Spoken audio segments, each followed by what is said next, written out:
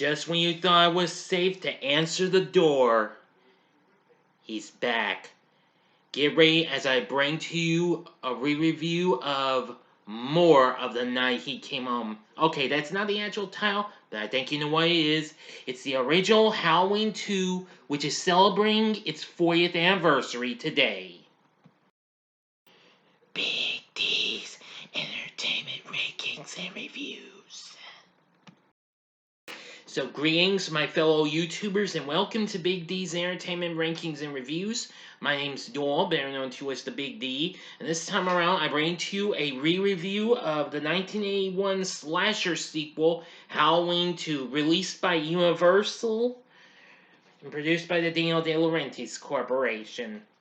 Directed by Rick Rosenthal in his directorial debut, written and produced by John Carpenter and Deborah Hill, starring Jamie Lee Curtis and Donald Pleasance, returning as Laurie Strode and Dr. Sam Loomis. This, of course, serves as a direct sequel to the 1978 classic. Now, if you have not seen my re-review of the original Halloween, I advise you to click on that card coming up, there we go, and catch what you might have missed or see it again. Which I'm happy to report that my re-review of the original Halloween beat out the original review. Thank you. Let's see if this can do better than the original Halloween 2 review I did a couple of years ago, because they only got a mere 6 views, but that's going to change, I hope, after this. Well, we'll hope for the best. I'm not trying to force y'all, okay, to watch this, okay? Okay, that about covers it. Now, the plot picks up directly after the first film, with Michael Myers following survivor Laurie Strode to the local hospital, while his psychiatrist Dr. Loomis continues in pursuit of him. Now, Carpenter was reluctant to extend his involvement and mostly refused to direct it, instead of pointing the direction to Rosenthal.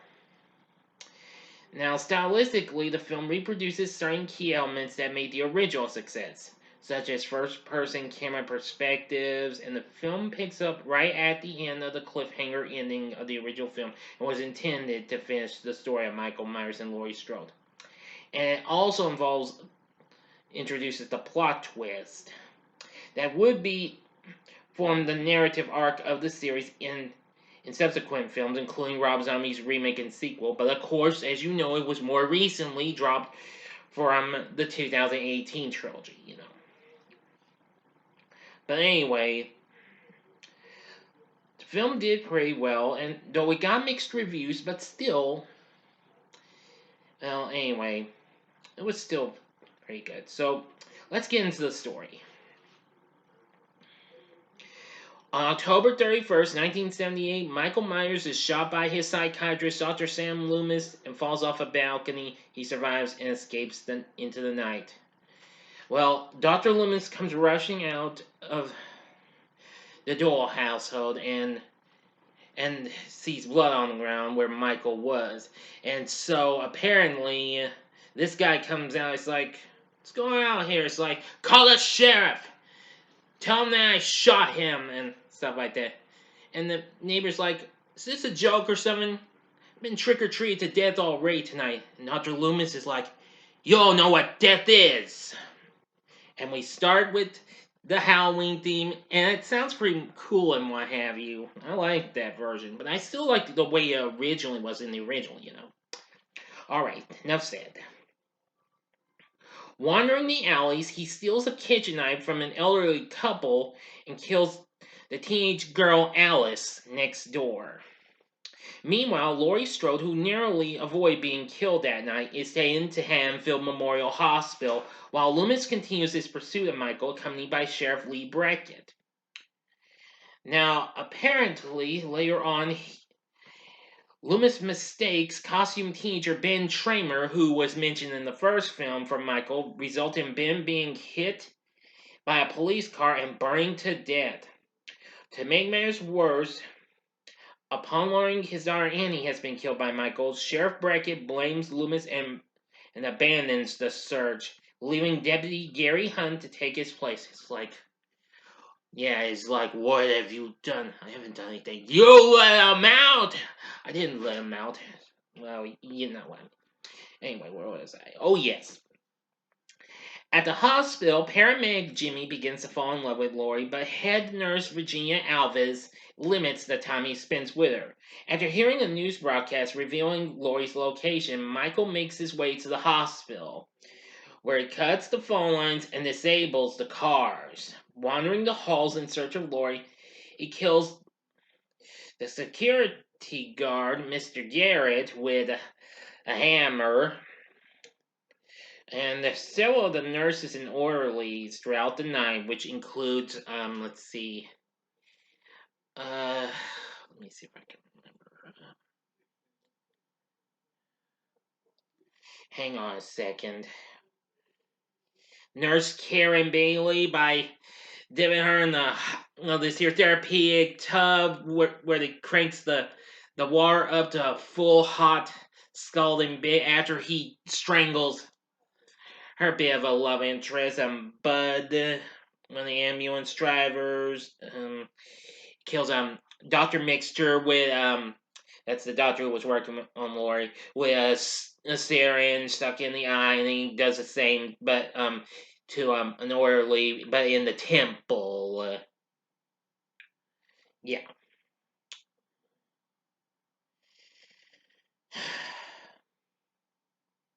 In the in her room, Lori dreams about the time she learned she was adopted and remembers she once visited a young Michael at the sanitarium. Jimmy and nurse Jill Franco search the hospital for Lori, who is trying to evade Michael. Jimmy finds the body of Mrs. Alvis before slipping a pool of her blood and knocking himself unconscious, giving himself a concussion. Meanwhile, Loomis is informed that Michael broke into the local elementary school earlier. He discovers clues connecting Michael to what was written in blood on the blackboard. Sam Hain. Yes. He explains it means the Lord of the Dead. Yeah, and the occult. Which might explain his apparent indestructibility. His colleague Marion Chambers arrives to escort him back to Smith's Grove on the governor's orders and under the enforcement of a U.S. Marshal. On the way, she tells him that Lori is Michael's younger sister. She was put up for adoption after the death of Michael's parents, with the record sealed to protect the family. Alright, now for the last bit and ending. As always, you know my procedure, okay? 5 seconds to sub this video, go to the description box below, and fast forward to the time below to avoid the ending spoilers. If you've seen the movie already, which I'm sure a lot of you have, continue on after the 5 seconds. Here we go.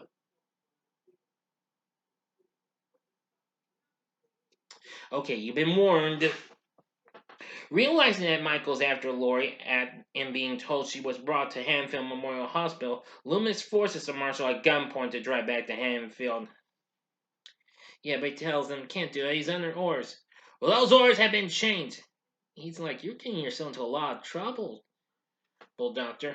Oh yeah, what does your superior officer do? Fire a warning shot, right? And yeah, I think it's sir, but I might be wrong of saying that. If I said the wrong thing, I apologize. Anyway, Jill finally finds Lori, only to be killed by Michael, who stabs her right in the back with a scalpel. She manages to escape to the parking lot and hides in a car. Jimmy soon arrives and tries to drive the car to safety, but passes out again on the horn, alluring Michael. Now, Loomis, Marion, and the marshal reach the hospital just in time to save Lori.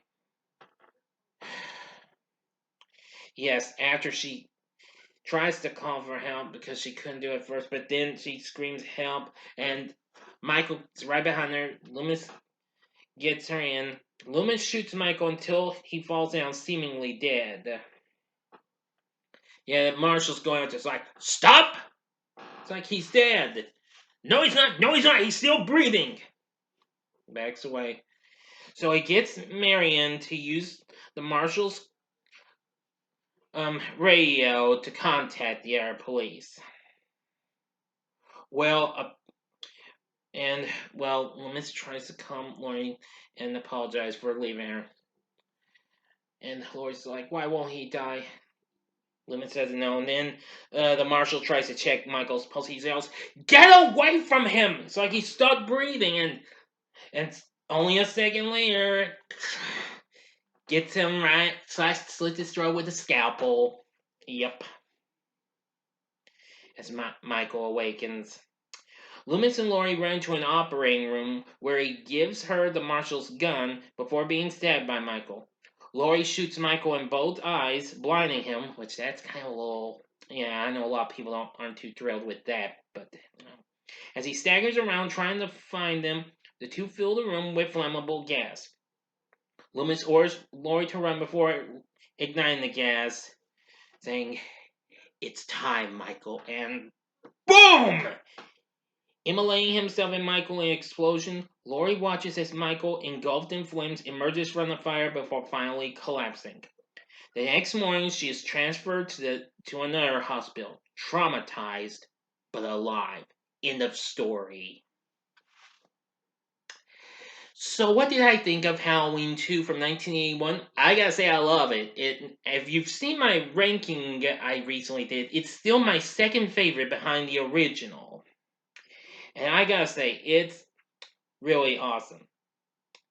Anyway, the film was a big success for Universal. It went on to make $25 million domestically, though it received mixed reviews, with praise for its performances and atmosphere, which I agree. Love the performances we got from Jamie Lee Curtis and Donald Pleasance again. Charles Cyphers, though he's only in for a little bit of this movie as Sheriff Brackett. Lance Guest, who I'm checking for just a second. Well, who did actually have a liking for Jamie Lee Curtis, and would later go on to appear in a couple other Universal flicks I know of, those being The Last Starfire and Jaws the Revenge, played Jimmy. Pamela Susan Shoup, I saw her in an episode of Knight Rider, which came out after this. She plays Nurse Karen. Hunter Von Leer plays Deputy Hunt. Ty Moyer plays Nurse Jill. Anna Alicia, well, I consider her being Nora because of the way what she's wearing, but she's also a nurse, Nurse Chan. Anna Alicia, I never watched the show, but I read she was on Falcon Crest at the time, I believe. Nancy Stevens returns as Marion Chambers, and Dick Warlock portrays the role of Michael Myers. And a third patrolman, too, as a matter of fact. Gloria Gifford plays Ms. Alves. Leo Rossi plays Bud. Ford Rainey plays Dr. Mixter. And Cliff Emick plays Mr. Garrett. Yeah. Anyway, really something. Now, as for the atmosphere, though, I liked how it started out in the neighborhood of this. It almost kind of reminded me of some of the, well, alleys and other, well, stuff around my old neighborhood when I used to live in a city and what have you. And then, of course, the Hanfield Memorial Hospital. The inside of that reminded me of the hospitals I've been to as well. Maybe not as a patient, but visiting though. You know what I'm saying, folks? However, in the reviews, it drew significant attention from film critics who criticized its overt violence and gore compared to the original film. Hey, I completely understand. I mean, some of the kills were still good in ways, maybe not much, well, you know what I mean. Originally, this was intended to be the last chapter of the Halloween series to revolve around Michael Myers in the town of Haddonfield. So, which they went on to try and start an anthology the following year with Halloween 3 Season of the Witch, which I'll be reviewing next October for its 40th anniversary. But it was a disappointment, and then Michael was brought back 6 years later for Halloween 4, The Return of Michael Myers. Yeah. Yeah, I gotta say, this was really good. I mean, apparently it ended up being the most successful of the horror flicks and what have you that came out the same year. That include Graduation Day, Friday the 13th Part 2, The Final Conflict, of course, that was the third Omen movie, and the original Howling, which I have yet to see. I'll try and find that someday. I can't guarantee you that, but I will. But anyway, the film went on to become a success and became the second highest grossing horror film of 1981, right behind An American Werewolf in London, also from Universal. But anyway, it was shown throughout Europe as well internationally, but it was banned in West Germany and Iceland due to its graphic violence and nudity. A later 1986 release on video was banned in Norway, but the film was shown in Canada, Australia, the Philippines, and Japan. Nevertheless, I got to enjoy it. I have seen it on TV before I got to see it unedited. Now, there is actually an actual television cut as well, but that has aired since the early 80s, with most of the graphic violence and blood edited out and minor additional scenes added, while others are removed and what have you. So anyway, I will say that this was pretty good. I don't know if I've seen much of the television cut though, even though I've watched it on TV, but I don't think it was the television cut I saw. But yeah, even so, Halloween 2 is definitely good. And I do like the score, which was done by John Carpenter along with Alan Howard and what have you. So that was pretty good. We do get a brief cameo, well, of the corpse of Annie by Nancy Kyes again, who the previous year recently starred with Jamie Lee Curtis and John Carpenter's recent hit, The Fog, which I was thinking of reviewing it, but that might still come up maybe later on. Okay? Promise. So anyway, and well, about over 20 years after this, Rick Rosenthal went on to returned to direct Howling Resurrection, my least favorite of the franchise. But anyway, still with a good cast, a good atmosphere, the story isn't too bad. And a good score. Would I recommend Halloween 2 from 1981? The answer is easily hell yeah. This is a flick you cannot afford to miss out on. So anyway, and it has been released on physical media from Shout Factory and Scream Factory. I think it was Scream Factory. My mistake. Yeah, and yeah. More recently, it was just released on 4K Ultra HD by Scream Factory. So that's good. That includes everything from the previous Scream Factory release. That includes the TV cut of the film. So that's pretty cool. I don't have a 4K Ultra HD, but it's still, that sounds pretty cool though. So anyway, let me know what your thoughts are on Halloween 2 from 1981 in the comment section below. If you like this video, click the like button, subscribe to my channel, and be a part of the Big D Nation. And join me next time when I bring to you a review of Halloween H2O 20 years later. Thank you for watching, and if you like this, check out these other Halloween vids. The upper left-hand corner is the Halloween Kills spoiler-free review. The upper right-hand corner is the Halloween ranking I just recently did that includes Halloween Kills. Or go to the bottom left-hand corner and see the film that beat it out as the best horror, as the top grossing horror flick of 1981, An American Werewolf in London. And the bottom right-hand corner is the button you can click to subscribe. If you like rankings and reviews on movies, TV, music, video games, etc., then I'm your guy. Thanks for watching. Until next time, I'm the Big D saying, see ya.